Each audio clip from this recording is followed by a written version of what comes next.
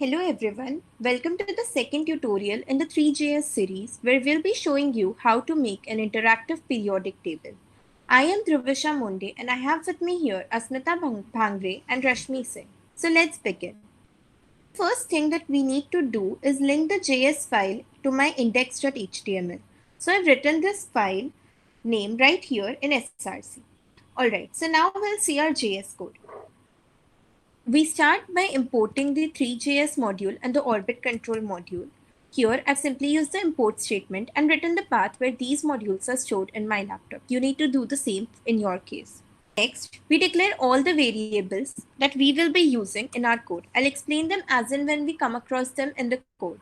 Now, we simply need to render the scene with the camera as explained in the previous video. In case of any doubts, just go and watch the previous video or you can simply ask them in the comment section. So now I'm creating a scene, setting up the perspective camera and the renderer, which is a WebGL renderer. I'll uncomment these lines. The purpose of all these has already been explained in the previous video. So in case of any doubts, just watch the previous video. Now I'll add the renderer to our HTML document and finally we set up the controls. Okay, now the only thing left is to add the elements to our scene. Since here I have created a periodic table for the first 5 elements, we begin by adding them to the screen. For the elements, I'll be using box geometry. And in order that the image of hydrogen should be visible, I'll be using the texture loader method and then writing the image name, which I've already stored in the same path here. All right, so let's uncomment this. The dimensions that I have given here are 5, 5, and 5. Which are the length, breadth, and the height of the cube. You need to give them according to your requirements. We use the mesh basic material, but you can choose from a wide range of sources available. You can check out the Three.js documentation available on Google. We use the double side so that the image can be seen even when the camera moves inside the box. Okay, next we set the position of the hydrogen element in the scene. You can do this by hit and trial method as I have done. And finally, we add hydrogen onto our scene using the scene.add function. So this is how we add hydrogen to the scene. In a similar fashion, you can add the rest of the elements. Just make sure that you give them different names. Like here I've used hydrogen, helium, lithium, and so on. So now I simply need to uncomment this part of the code. There. Now up till here, I have added the first 5 elements of the periodic table onto my scene. Next, we need to make the electron model. So we begin by creating the atom. For all the elements, we need to create only one atom, right? So I'm using sphere geometry here and passing the radius, the width, and the height of the sphere. Okay, so first let me uncomment this code. The radius is 3, the height and the width. Alright, here also I'm using mesh basic material, but you can use any. Then I'm simply declaring it as a sphere. I'm not using the scene.add function here. We'll see why in a while. In a similar manner, an electron model has to have electrons, right? We have made 5 elements in the periodic table till boron, which has 5 electrons. So we need to create 5 electrons. So this is what I have done here using sphere geometry. The radius of the electrons is 1, the height and the width. I've again used mesh basic material. You can use any. Here I'm using the position.set method in order to set the initial positions of the electrons. So that was it about the electrons. In a similar fashion, we need to create the rest of the electrons. Since my code has 5 electrons, I'll uncomment till this line. The code is the same, just the name of the electrons changes from E1, E2, E3, E4, and E5. Next, we need to create a function so that we can make the electrons revolve in the orbit. So we pass the radius of the path, the delta value, and the name as parameters. And then we simply declare the different positions of the electrons. So first, let me uncomment this part of the code.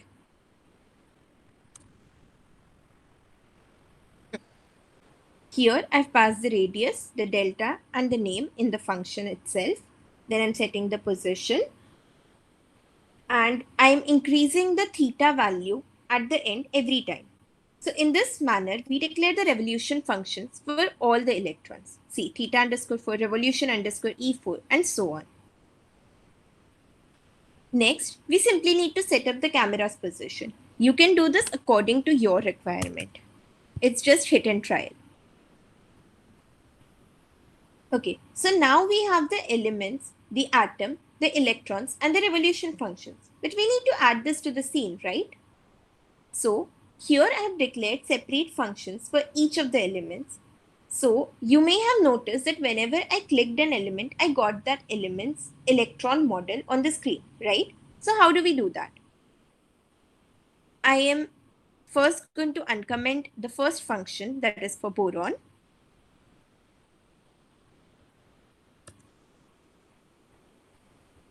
I first use the scene.clear function, which basically clears the scene.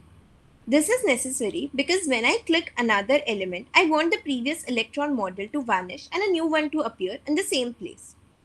Now the scene.clear element function clears all the elements that are present, including the element boxes that we declared above, that is hydrogen, helium, lithium, and so on.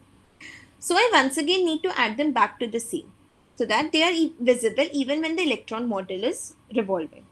So that is what 187 to 191 lines of the code do, and simply adding those elements back into our scene.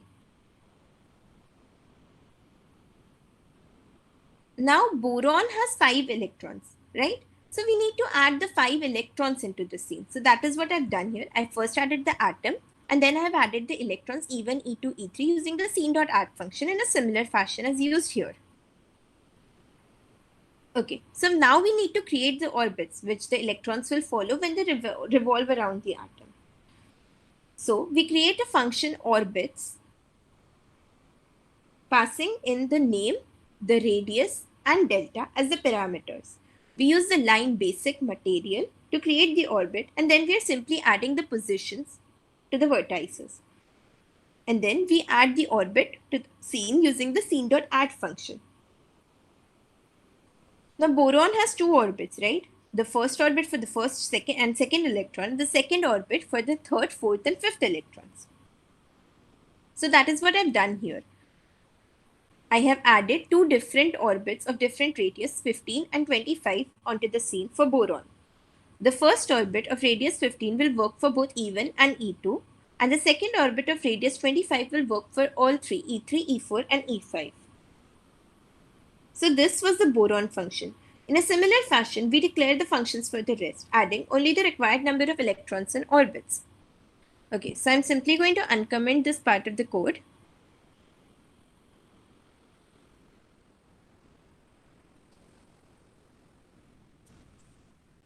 Here, I've declared different names for the different functions. Like in boron, I've declared a beryllium model. I've added only 4 electrons and 2 orbits.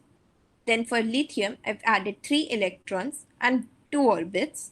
For helium, I've added only 2 electrons and only 1 orbit. And for hydrogen, I've added only 1 electron and only 1 orbit.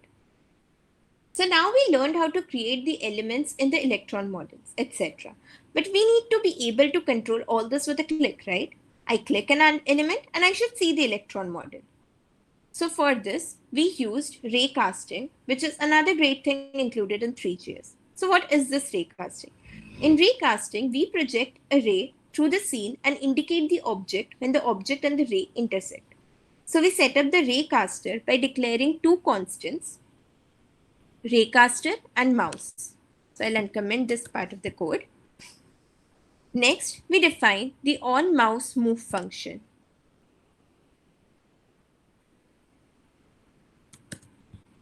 I'll uncomment this part of the code. This function is used for calculating the mouse coordinates in normalized device coordinate. Here we use the window.inner height and the window.inner width so as to make sure that your scene is that particular size only. If it isn't, then we need to adjust it accordingly. Next, we have the window.addEventListener function, which attaches an event handler to an element without overwriting the existing event handler. Moving on, we have the animate function, which is to render the scene.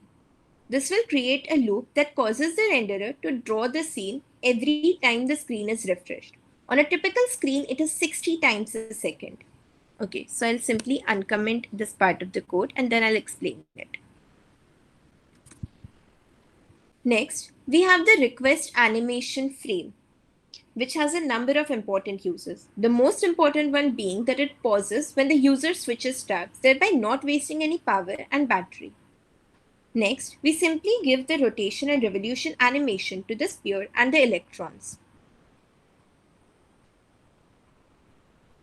Alright. Next, we use the Raycaster.set from camera to simply update the picking gray with the camera and the mouse positions. Then, we calculate the objects intersecting the picking gray. Here, scene.children implies all the elements that are there in the scene.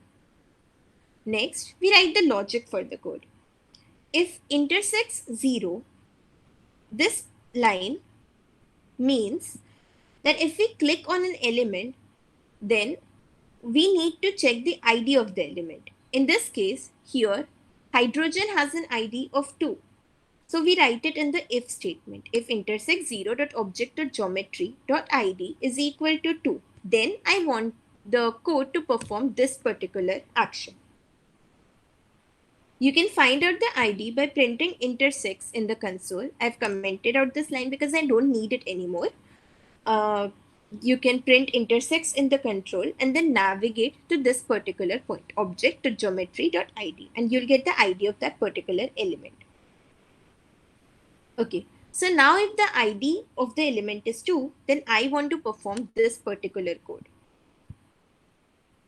So before I explain what this is, we need to go back into our HTML code and understand a couple of things.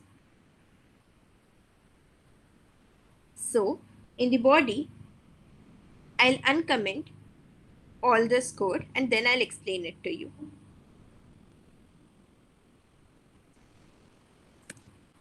I also need to uncomment the style part.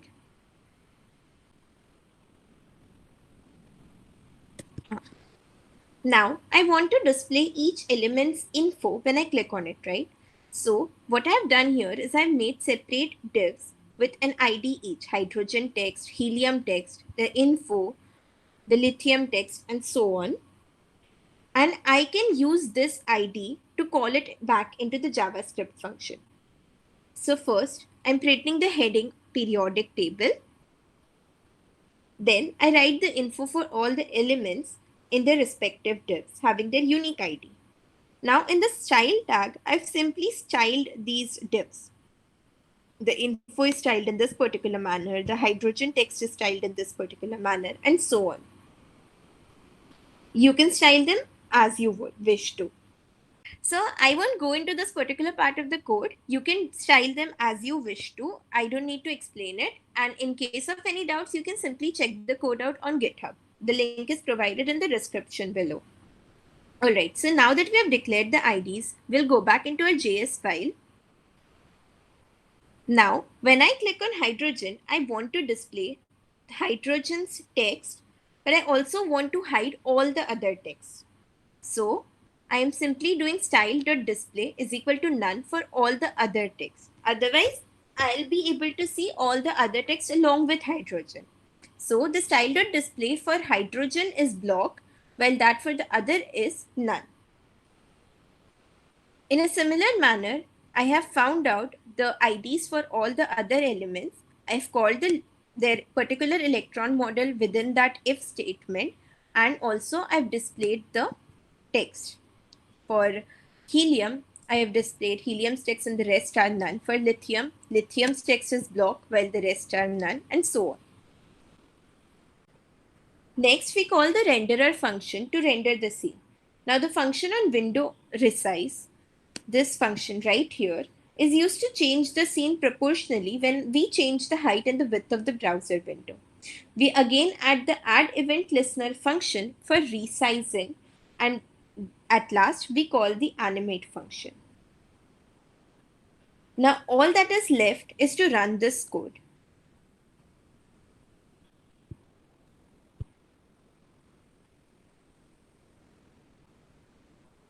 I can run this code using npm start app.js and it will redirect me to this particular link. See, the periodic table is ready. If I click on helium, I'll get helium's atomic model and the information, lithium, beryllium, boron, and so on. We hope that you understood this code and liked our video. For any doubts, post them in the comments section below and don't forget to like and share this video.